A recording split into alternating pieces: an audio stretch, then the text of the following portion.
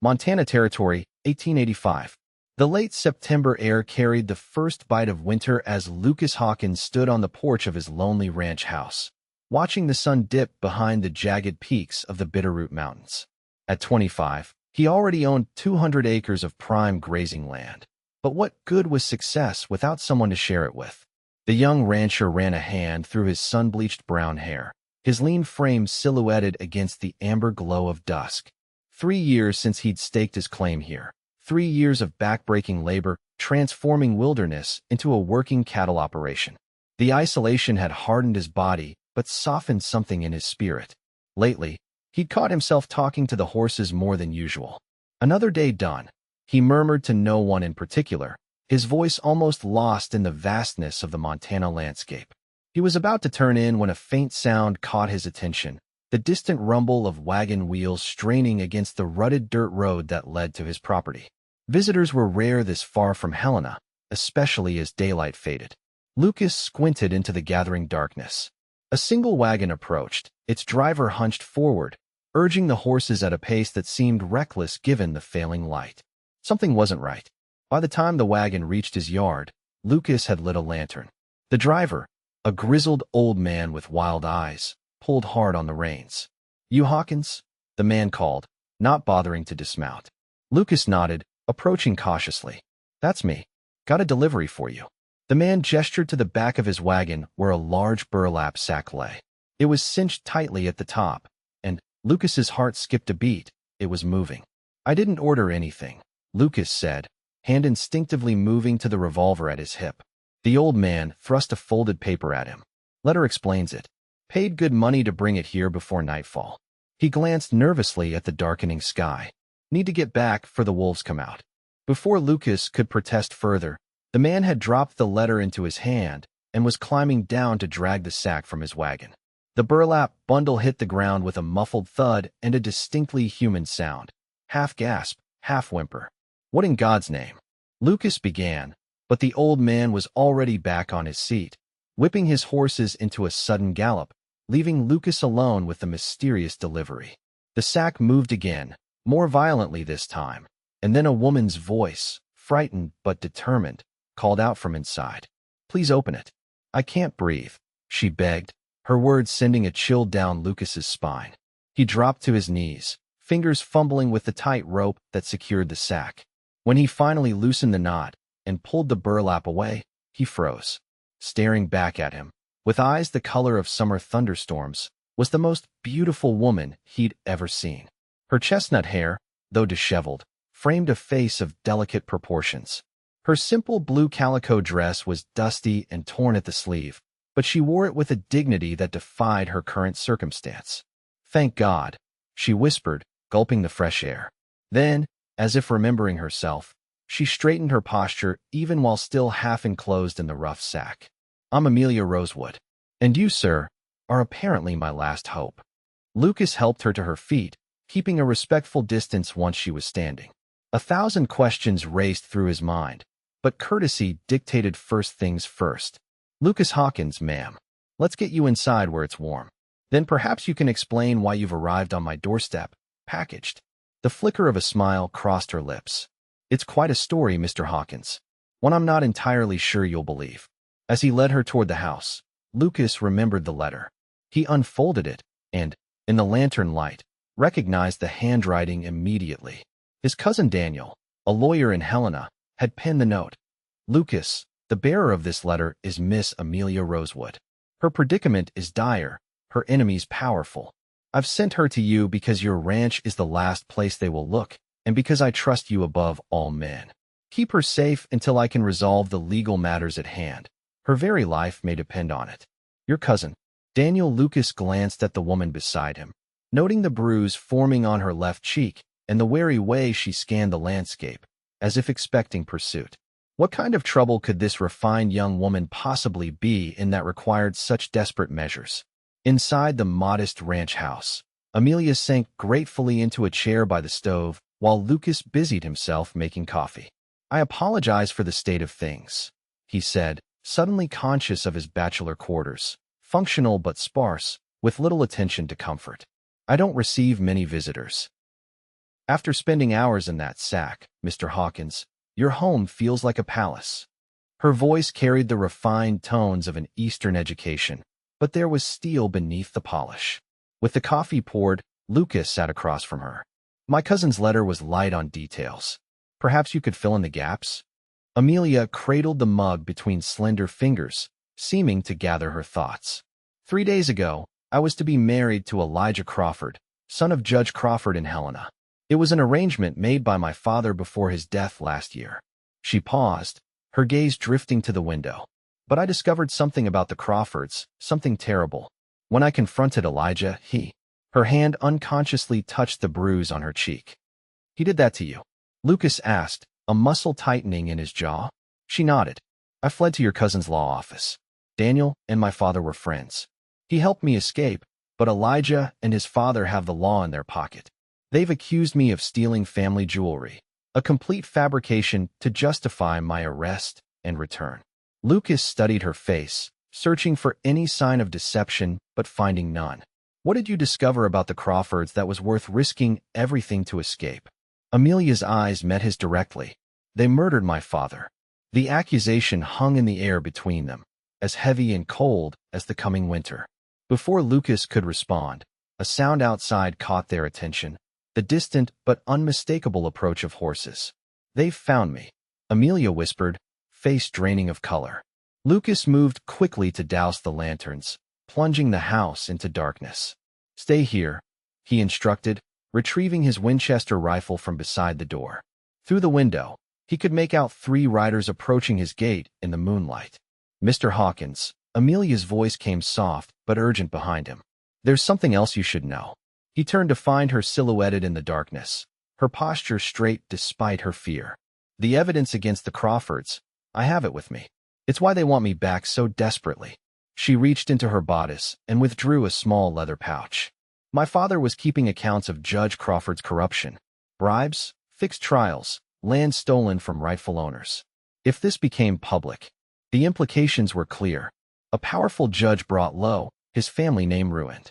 No wonder they were willing to chase a woman across the territory. Put it back, Lucas said.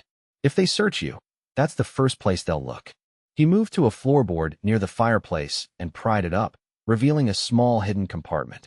Here, this is safer. After Amelia had secreted the pouch, Lucas replaced the board. Just in time, the sound of hooves in his yard was followed by a heavy pounding on his door. Hawkins, open up in the name of the law. Lucas positioned himself between Amelia and the door. Stay behind me, he whispered before calling out. Who's there, and what's your business at this hour? Deputy Marshal Wilson from Helena. We're searching for a fugitive, a young woman wanted for theft. We have reason to believe she might have come this way. Lucas opened the door just wide enough to reveal himself and his rifle. In the yard, 3 men sat on horseback. The one in front wore a deputy's badge that caught the moonlight. Haven't seen any women, deputy. Been working my herd all day and just got in. Lucas kept his tone casual, leaning against the doorframe as if merely annoyed at being disturbed. The deputy's eyes narrowed. Mind if we have a look around? She's a dangerous one. Stabbed her fiancé when he caught her stealing his mother's jewels. Behind him, Lucas could feel Amelia's indignant intake of breath. He shifted slightly to ensure she remained out of sight. Actually, I do mind. It's late, and I've had a long day. You boys are welcome to come back tomorrow with a proper warrant. Lucas kept his rifle visible but pointed at the ground. A reminder, not a threat. Yet, the deputy seemed ready to argue but then appeared to think better of it. We'll be back at first light, Hawkins, and we'll have that warrant. He tipped his hat with mock politeness. Enjoy your evening. Lucas watched them ride away, not closing the door until their silhouettes had disappeared into the darkness. When he turned back to Amelia, her face was a mixture of relief and renewed fear. They'll return, she said softly. Lucas nodded. Yes, but not tonight. And by morning, we'll be gone. Gone? Where? My line cabin up in the high country. It's well hidden, stocked with provisions. We can stay there until Daniel sorts this out. He moved efficiently around the room, gathering essentials. Get some rest if you can. We'll leave before dawn. Amelia watched him, a question in her eyes. Why are you helping me? You don't know me. This could cost you everything. Your ranch, your freedom. Lucas paused in his preparations. It was a fair question. Why was he risking everything for a stranger's word against a judge's? He thought of his own father, driven off their family land back in Kansas by men with money and connections who rewrote the law to suit themselves. "Let's just say I know what it's like to be on the wrong side of corrupted justice," he replied. Then, with a slight smile that softened his serious expression, he added, "Besides, my cousin has never steered me wrong before." Amelia studied him for a moment longer, as if weighing his sincerity. Whatever she saw in his face must have reassured her, because she nodded once and then moved to help him pack. "If we're to be fugitives together, Mr. Hawkins, perhaps you should call me Amelia." "Lucas," he corrected, surprised by the warmth that simple exchange brought to his chest.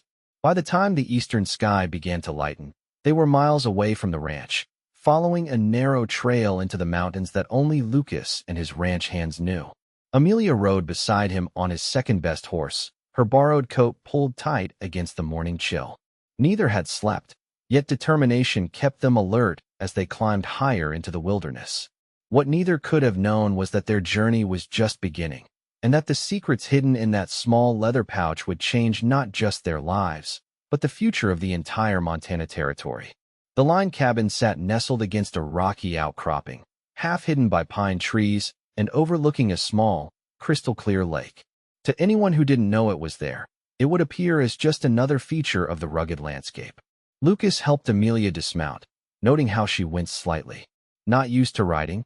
he asked, steadying her with a gentle hand on her elbow. "Not for such distances," she admitted. "In Boston, ladies ride in parks, not across mountains." This was the first he'd heard of Boston. "Is that where you're from?" Amelia nodded, looking around at the wilderness surrounding them. "My father moved us to Montana 2 years ago for his health. He thought the mountain air would help his lungs." A shadow crossed her face. It did for a while. Then he met Judge Crawford through business dealings, and everything changed. Lucas led the horses to a small corral behind the cabin while Amelia explored their sanctuary. The cabin was simple but solid. One room with a stone fireplace, a rough-hewn table with benches, a small cupboard stocked with provisions, and a single bed against the far wall. When Lucas returned, he found Amelia standing awkwardly in the center of the room, her gaze fixed on the solitary bed. "I'll sleep by the fire," he said quickly. "You take the bed." She nodded, relief evident in her expression. "Thank you." Then, seemingly eager to move past the moment of discomfort, she asked, "Do you think they'll find us here?" Lucas shook his head while starting a fire. "Not likely. Few know this place exists. My men use it during the high country roundup, but we're not due back here until spring." The kindling caught, and he added larger pieces of wood before turning to face her. "Now, I think it's time you told me everything. What exactly is in that pouch, and how does it prove the Crawfords killed your father?" Amelia retrieved the pouch from its hiding place in her boot. She'd transferred it during their journey, deciding it was safer than leaving it at the ranch. She sat at the table and carefully emptied the contents: a small leather-bound journal, several letters, and a folded document bearing an official seal. "My father was Edward Rosewood," she began. "He made his fortune in shipping in Boston, but came west hoping the climate would ease his consumption. He invested in several businesses in Helena, including a mine that Judge Crawford had an interest in." She opened the journal. Father was meticulous about his accounts. He noticed discrepancies, money flowing to the judge that couldn't be explained by legitimate business. He started investigating quietly. Lucas sat across from her, listening intently as she outlined her father's discoveries.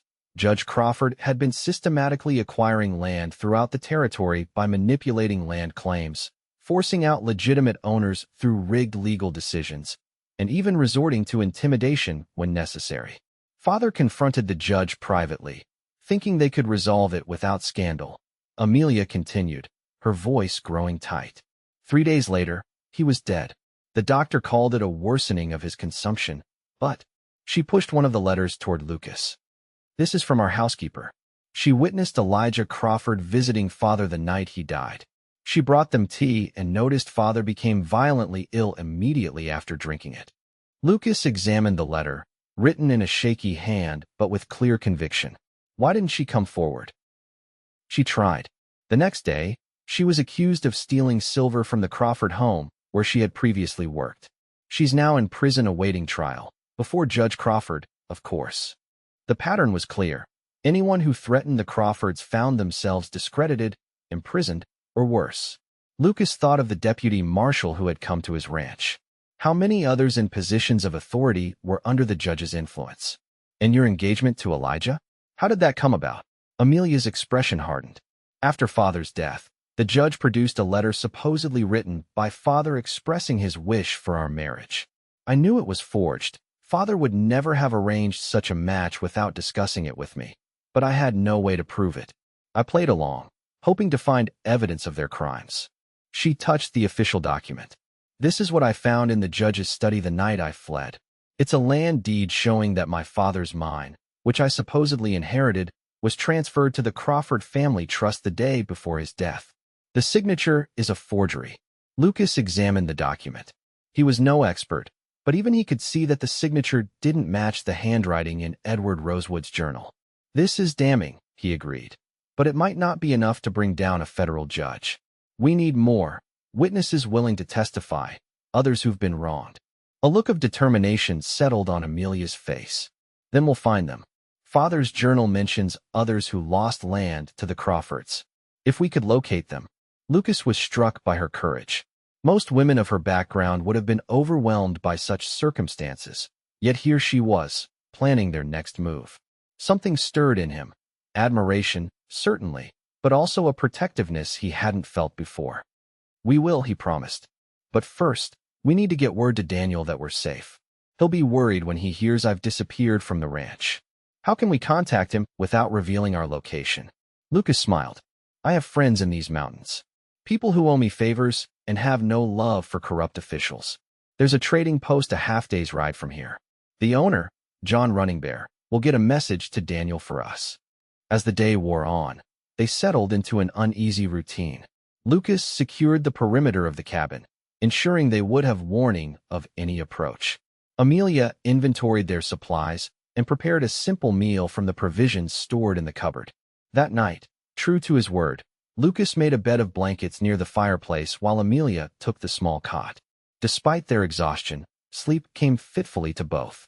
Lucas found himself listening to Amelia's breathing across the room, acutely aware of her presence in a space that had known only solitude.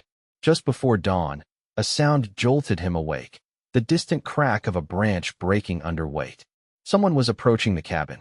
Lucas was on his feet instantly, rifle in hand. He moved silently to Amelia's side, placing a gentle hand over her mouth to prevent any startled sound as he woke her. Someone's coming, he whispered, his lips close to her ear. Stay low and out of sight. Her eyes widened, but she nodded understanding as he removed his hand. With practiced efficiency, Lucas extinguished the embers of the fire and positioned himself by the window, where he had a clear view of the approach to the cabin without being easily spotted from outside. The early morning mist clung to the trees, making it difficult to discern movement. Then he saw it, a figure moving through the pines, followed by another. They were on foot, approaching cautiously. Lucas raised his rifle, finger resting lightly beside the trigger. The first figure emerged from the tree line, and Lucas almost fired before recognition stopped him. John, he called out softly, lowering his weapon. The Native American man looked up sharply, then raised his hand in greeting.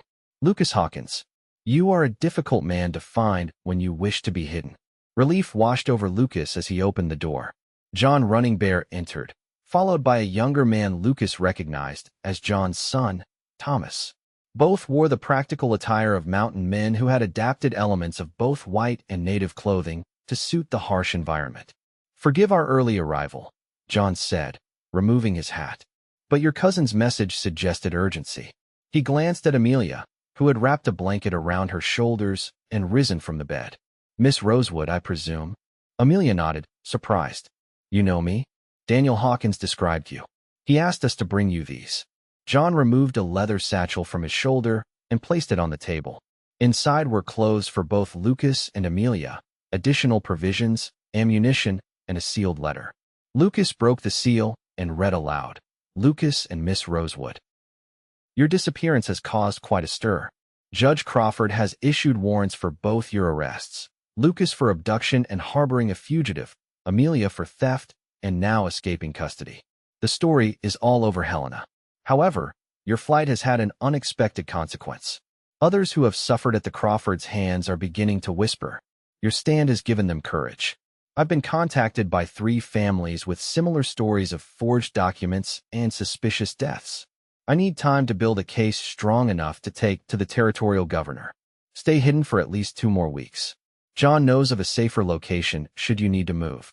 Trust him as I do. Crawford has hired Pinkerton detectives to supplement the marshal's search. They are thorough and not bound by jurisdiction. Exercise extreme caution. I will send word when it is safe to return.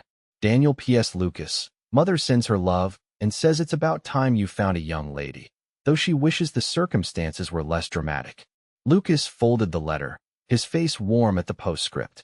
He glanced at Amelia, who had the grace to pretend she hadn't heard the personal comment. 2 weeks, she said softly. It feels like an eternity to be in hiding. John Running Bear studied the cabin with a critical eye. This place is good for a night or 2, but not for so long. Too many hunters know of it. I have a better place, a forgotten trapper's cabin near the Idaho border. No one has used it in years. Lucas considered this. The longer they stayed in one location, the greater the risk of discovery. How far? 2 days hard ride. We should leave today. John's tone left no room for argument. As they gathered their belongings and prepared the horses, Amelia approached Lucas privately. Do you trust him completely? She asked, her voice low. Lucas nodded without hesitation. With my life. John's father saved mine when I first came to these mountains. I was young, foolish, got caught in a blizzard. They found me half dead and nursed me back to health. He checked the cinch on her saddle. The Running Bears know every inch of this wilderness and have no love for corrupt officials who steal native lands. This seemed to reassure her. I'm sorry to have brought this trouble to your doorstep, Lucas. He looked up, meeting her eyes. Don't be. Some troubles are worth having. The words came out before he could consider them, and their gazes held for a moment longer than was proper. The journey to the new hideout tested them both. They traveled through ravines and over rocky passes where no trails existed, leading the horses through terrain so rough that Lucas marveled at John's ability to navigate it. They spoke little, conserving energy and maintaining vigilance. By nightfall of the 2nd day, they descended into a small, hidden valley. The cabin John had spoken of was little more than a shack, its roof partially collapsed on one side. But the location was perfect, invisible from any distance, with clear sightlines in all directions and a small stream nearby for water. No one comes here, John explained as they dismounted. The valley is considered unlucky by my people. Spirits are said to wander here. White trappers avoid it because game is scarce. Yet it has everything we need, Lucas observed, already assessing how to repair the damaged roof. John nodded. Thomas and I will leave at first light. Less tracks that way. He handed Lucas a small metal object. Signal mirror. If you need us, flash it from the ridge at midday. I will check every 3rd day. After a cold meal, they settled in for the night, John and Thomas taking the first watch while Lucas and Amelia attempted to make the cabin habitable. As they worked side by side, clearing debris and patching the worst holes in the roof, Lucas was struck by how naturally they had fallen into partnership. You're good at this, he remarked as Amelia efficiently sorted through the meager supplies, organizing them with a logic he wouldn't have considered. Running a household in Boston required organization, she replied with a small smile. Though I admit, this is somewhat different from planning dinner parties. Do you miss it? That life? Amelia paused, considering. Parts of it. The security, the familiarity. She looked around the crude shelter. But there's something about this life, too, a realness that was missing in society. No pretense, just survival. Lucas understood exactly what she meant. It was why he'd chosen the frontier over the comforts of eastern cities. When this is over, will you go back? The question hung between them, suddenly weighted with more significance than he'd intended. Amelia's eyes met his, and for a moment, he glimpsed uncertainty there. I don't know, she answered honestly. There's nothing for me in Boston now, but I'm not sure where I belong anymore. Before Lucas could respond, John appeared in the doorway. Riders in the distance, he said quietly, moving along the main trail, but they could veer this way. The moment broken, they quickly extinguished their small fire and retreated into darkness, waiting to see if their sanctuary would remain secret for even one night. The riders, a group of 5 men who looked like ordinary travelers, passed without turning toward the valley. But the incident underscored the precarious nature of their situation. That night, as John and Thomas kept watch, Lucas lay awake on his bedroll, acutely aware of Amelia sleeping just feet away, and of the growing feeling that her safety had become more important to him than his own. Morning brought the departure of their guides and the beginning of what would be the most isolated period of Lucas's life, and paradoxically, the least lonely. As days passed in the hidden valley, he and Amelia established routines. Mornings were spent improving their shelter, afternoons gathering food and firewood. Evenings were for conversation. It was during these quiet hours that Lucas truly came to know Amelia Rosewood. She spoke of her childhood in Boston, the death of her mother when she was 16, her father's devotion to her education. In turn, he shared stories of his own past, his family's struggle to keep their Kansas farm, his decision to seek his fortune in the territories, the years of hard work that had built his ranch. "You've accomplished so much for someone so young," Amelia remarked one evening as they sat by the fire. "You should be proud." "It doesn't feel like much sometimes," he admitted. "Just land and cattle. No one to share it with." The words escaped before he could reconsider them. Amelia studied him in the firelight. "Is that why you were so quick to help me?" "Loneliness." It was a direct question, the kind he'd come to expect from her. "Maybe partly," he answered honestly. "But mostly it was the right thing to do." She nodded, accepting this. "Still, it can't be easy, being alone out here." "It wasn't," Lucas said, then corrected himself. "It isn't. But not for the reasons most people think. It's not the physical solitude that wears on you. It's having no one to witness your life. No one who truly knows you." The fire crackled between them, sending sparks upward into the night sky. Amelia's eyes reflected the flames as she considered his words. "I think I understand that now. Being here," she said softly. "Back in Boston, I was surrounded by people but still felt invisible. Here, with just you." She paused, seeming to search for the right words. "Here I feel seen." The simple truth of her statement resonated deeply with Lucas. In just these few days, they had come to know each other in ways that surpassed years of ordinary acquaintance. Necessity had stripped away pretense, revealing their true characters. "Amelia," he began, not sure what he intended to say, only knowing that something was shifting between them. A sudden noise outside interrupted, the distinct sound of a branch snapping under weight. They both froze, eyes locked in shared alarm. Lucas reached for his rifle, moving silently to the window. The moonlight revealed nothing but shadows, yet the sense of being watched prickled at his skin. He motioned for Amelia to stay back as he eased the door open and slipped outside, rifle ready. The valley lay silent under the moon's glow. No movement, no further sounds. Lucas circled the cabin cautiously, scanning the tree line for any sign of intruders. Nothing. When he returned inside, Amelia stood by the fire, a small revolver in her hand that he hadn't known she possessed. "Daniel included it with my things," she explained, seeing his surprise. "I know how to use it." Lucas nodded, impressed despite his concern. "It was probably just a deer," he said, though he wasn't entirely convinced. "But we should take turns keeping watch tonight." They did, each sleeping fitfully during their off hours. By morning, with no further disturbances, Lucas had almost convinced himself that his concerns were overblown, until he found the footprints. They were at the edge of the clearing, partially obscured but unmistakably human. Someone had been watching the cabin. "Hunters," Amelia suggested hopefully when he showed her. Lucas shook his head grimly. "No hunter would stand still that long in one spot. They were observing us." He followed the tracks to where they disappeared into the underbrush. One person, moving carefully, could be a scout. The implications were clear. If they had been found, more men would come soon. They needed to move. "The signal mirror," Amelia reminded him. "We should contact John."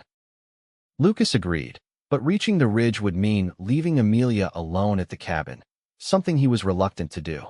In the end, they decided to go together, packing only what they could carry quickly if they needed to flee. The climb to the ridge was arduous, made tense by the constant fear of being spotted. By midday, they reached the vantage point John had described. Lucas used the mirror to send the agreed-upon signal. 3 quick flashes, pause, 2 more. Then they waited. Hours passed with no response. The sun began its westward descent, bringing with it the realization that help might not come in time. They would need to make decisions on their own. "We can't go back to the cabin," Lucas said, studying the landscape below. "If they found it once, they'll return with more men." "Where then?" Amelia asked, her face showing fatigue but no fear. Lucas considered their options. They had enough provisions for perhaps 3 days if they were careful. The horses were hidden in a small copse of trees below the ridge. The territory to the west was largely unexplored, even by him. "Idaho," he decided. "If we push hard, we can cross the border in 2 days." The Pinkertons would need new authorization to continue pursuit there. It was a desperate plan, but before they could debate further, a movement on the far side of the valley caught Lucas's attention. Through his field glass, he could make out riders, at least 6 of them, approaching the cabin. "We're out of time," he said, pocketing the glass. "We need to go now." They descended quickly to where their horses waited. Lucas helped Amelia mount, then swung into his own saddle. With one last look at the valley that had briefly been their sanctuary, they rode west, pushing their mounts as fast as the rough terrain would allow. They had gained perhaps a mile when the first gunshot echoed across the valley behind them. "They found our trail," Lucas said grimly. Amelia's face set with determination. "Then we'll just have to be faster." As they rode deeper into the wilderness, the pursuit close behind, Lucas couldn't help but admire her courage. Boston society's loss, he thought, was decidedly his gain, however long their time together might last. The thought that it might end all too soon spurred him to push harder, leading them into the most difficult terrain he could find. Their only advantage was his knowledge of the land and Amelia's unexpected resilience. It would have to be enough. Night fell as they navigated a narrow ravine, the moonlight barely penetrating to the rocky ground below. They had been riding for hours, stopping only when absolutely necessary to rest the horses. The sounds of pursuit had faded, but Lucas knew better than to assume they had lost their trackers. "We need to find shelter," he said, noting how Amelia swayed slightly in her saddle. "You're exhausted." "I can keep going," she insisted, though her voice betrayed her fatigue. Lucas reined in his horse, forcing her to stop as well. "Amelia, even the best riders need rest. We won't outrun them if we kill our horses or ourselves." She relented with a nod, too tired to argue further. Lucas scanned their surroundings, looking for any natural feature that might offer protection for the night. The ravine opened into a wider valley ahead, but staying there would leave them exposed. To their right, the cliff face was sheer, offering no shelter. "There," he said finally, pointing to a dark recess in the rock wall to their left. It might be deep enough to provide cover. They dismounted and led the horses to the shadowy opening. It wasn't a true cave, but the recess extended back about 15 feet, enough to hide them from casual observation. Most importantly, the rocky ground wouldn't hold tracks, and the small stream running nearby would provide water. Lucas unsaddled the horses while Amelia arranged their meager supplies. They worked in practiced silence, the routine of the past days having taught them to anticipate each other's movements. When the horses were tended and secured, Lucas risked a tiny fire, just enough to warm some coffee and take the edge off the mountain chill. "Do you think we lost them?" Amelia asked, her voice low as she accepted the tin cup he offered. Lucas considered the question seriously. "For tonight, maybe, but they'll pick up our trail again come morning." "How close are we to Idaho? If we keep this pace, we might cross the border by tomorrow evening." He studied her face in the faint firelight. Despite the exhaustion evident in the shadows beneath her eyes, she showed no signs of giving up. "You're holding up better than most seasoned riders would." A small smile touched her lips. "My father always said rosewoods were made of sturdy stock. I never really understood what he meant until now." Lucas found himself returning her smile. "He would be proud of you." "I hope so." Her expression grew somber. "Sometimes I wonder if all this is worth it. Running, hiding, putting your life at risk, all for justice that might never come." "It's worth it," Lucas said with quiet conviction. "Not just for your father, but for everyone the Crawfords have wronged, and will wrong if they're not stopped." Amelia studied him over the rim of her cup. "You really believe that one person can make a difference against such power?" "2 people," he corrected. "And yes, I do. History is full of ordinary folks who stood up when it mattered." The fire crackled between them, casting dancing shadows on the rock walls. In that moment, Something shifted in Amelia's expression, a softening, a recognition. "Lucas," she said, her voice barely above a whisper. "If we don't make it, we will," he interrupted, unwilling to entertain the alternative. "But if we don't," she persisted, "I want you to know that I've never known anyone like you. Someone who would risk everything for a stranger based on principle alone." Lucas set aside his cup and moved to sit beside her. "You're not a stranger anymore, Amelia." The truth of that statement hung in the air between them. In the span of a week, this woman had transformed from an unexpected delivery in a burlap sack to the most important person in his world. The realization both exhilarated and terrified him. Amelia seemed to read his thoughts, her gray eyes searching his face. "What happens if we do make it? When this is over?" It was the question he'd been avoiding, the future too uncertain to plan for. Yet in that moment, with her so close, the answer seemed clear. "I'd like to find out," he said softly, his hand finding hers in the darkness. "If you wanted to stay." A sound from outside the recess cut him short, the distant but unmistakable whinny of a horse. They both froze, listening intently. Another whinny, closer this time, followed by the murmur of voices. "They found us," Amelia breathed, fear flashing in her eyes. Lucas quickly extinguished the fire, plunging them into darkness. "Stay here," he whispered, reaching for his rifle. "If I'm not back in 10 minutes, take my horse and ride west. Don't stop until you reach Idaho Falls." Her hand clutched his arm. "I'm not leaving without you." "Amelia, no," she insisted, her voice fierce despite its softness. "We stay together or not at all." There was no time to argue. The voices were growing closer. Lucas nodded once, then positioned himself at the edge of the recess, rifle ready. Amelia moved beside him, the small revolver steady in her hand.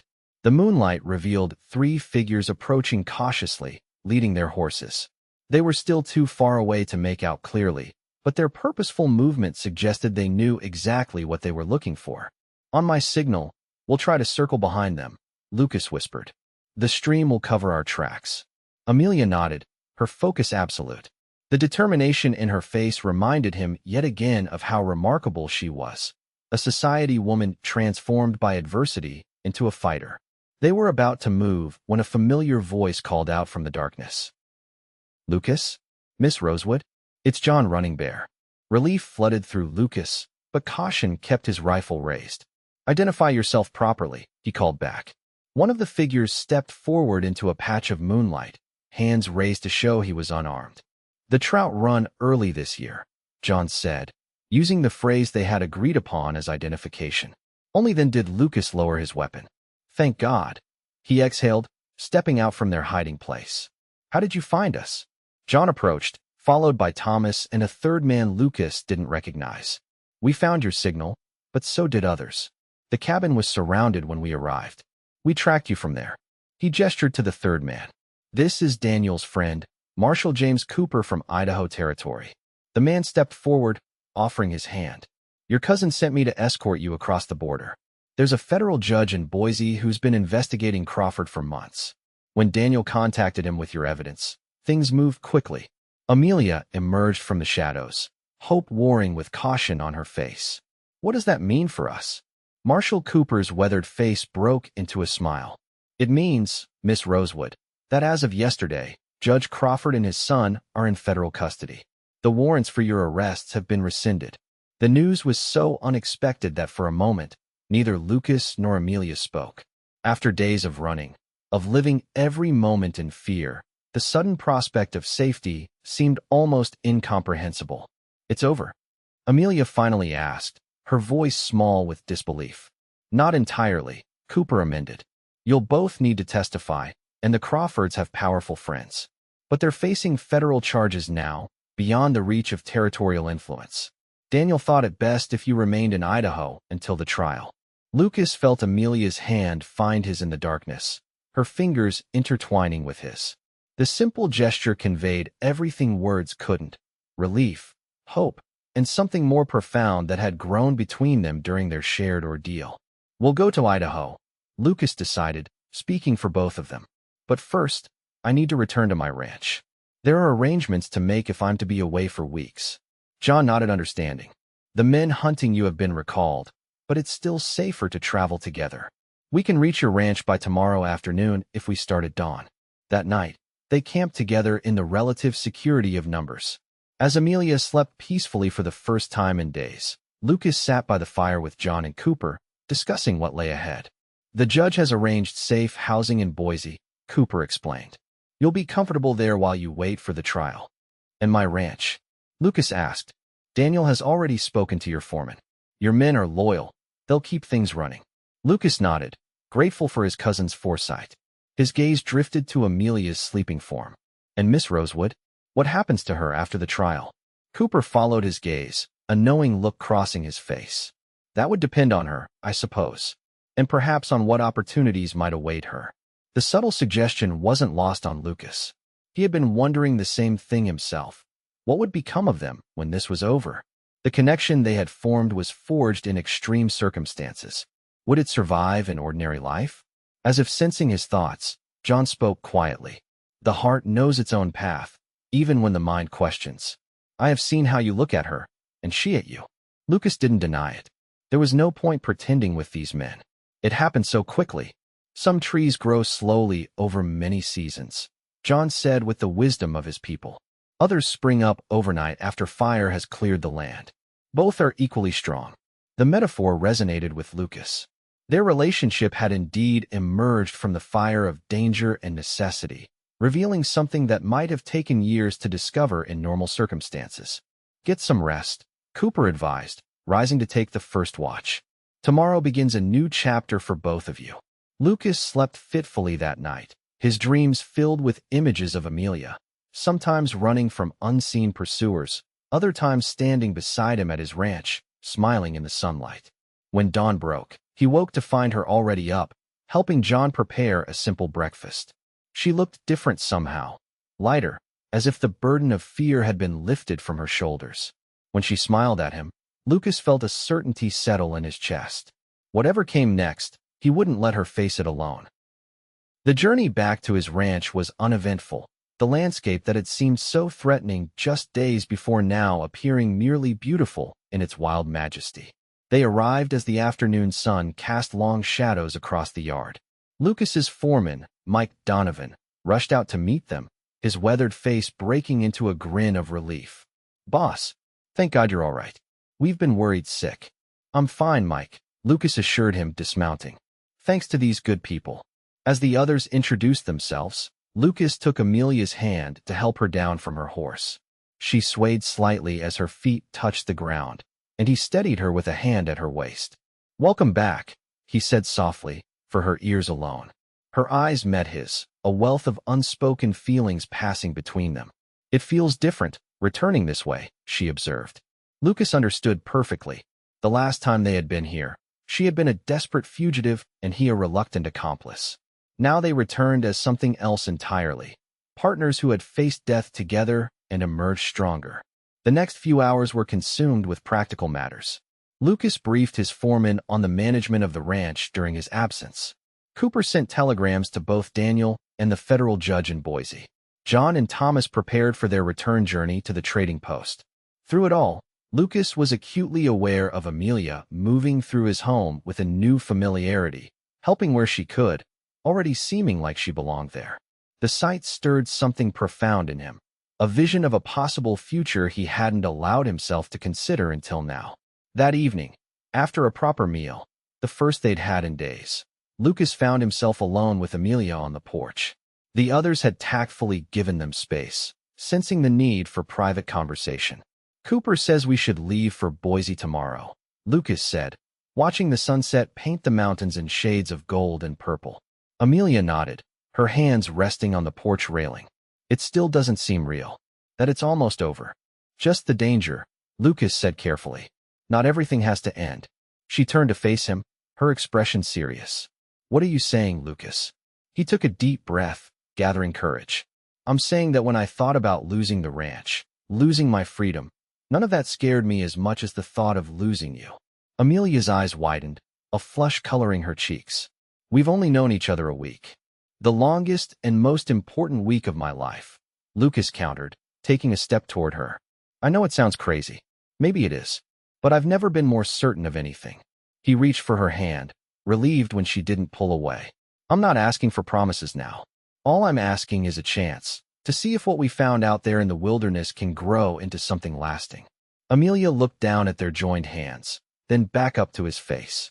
I thought it was just me, she admitted softly. That perhaps the danger had confused my feelings. And now? Lucas asked, heart-pounding. A smile slowly spread across her face, transforming it with a radiance that took his breath away. Now I think perhaps we should see this journey through to its end. Together. It wasn't a declaration of love, it was too soon for that, but it was a promise to explore the possibility. For Lucas, that was enough. He raised her hand to his lips, pressing a gentle kiss to her knuckles. Together, he agreed. The future still held uncertainties. There would be a trial, testimony to give, a fight for justice that wasn't yet won. But as the last light of day faded from the sky, Lucas Hawkins knew one thing with absolute certainty. The lonely days of his ranch were over. The woman who had arrived at his door in a burlap sack, fighting for breath and for justice, had brought with her not just danger and adventure, but the promise of a life fully shared. Whatever came next, they would face it as they had faced the wilderness, side by side, stronger together than apart. And in that moment, under the vast Montana sky, it was enough.